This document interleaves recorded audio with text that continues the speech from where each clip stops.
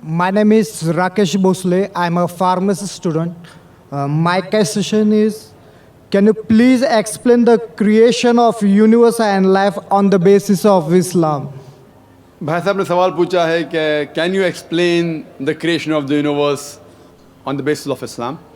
ये कायनात किस तरीके से कायम हुआ इस्लाम के नज़रिए से।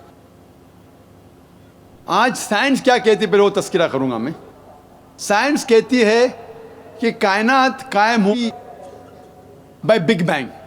पहले ये कायनात वो तो प्राइमरी नेबुला एक थी, उसके बाद एक धमाका हुआ, उसके बाद आए गैलेक्सीज, स्टार्स, प्लैनेट्स, सन, मून और ये ज़मीन जिस पे हम रह रहे हैं।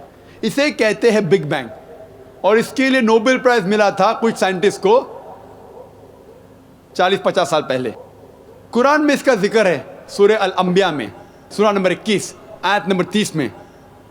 इसमें लिखा है, डू नॉट द अनबिलीवर्स सी अवलम यरल लज़ीना कफरू, कि काफिर लोग नहीं जानते, अनबिलीवर्स नहीं जानते, अवलम यरल लज़ीना कफरू अन्न समावाति वल अर्दा कानत रत्कन फतकनाहुमा, कि the heaven and the earth, ये ज़मीन और आसमान एक थे और अल्लाह ने इन्हें सेपरेट किया, तफरका, इन्हें छुटा दिया, दे सेपरेटेड। तो कुरान की आयत जो है सूरह अंबिया की सूरा नंबर 21 आयत number 30 big bang in a nutshell है।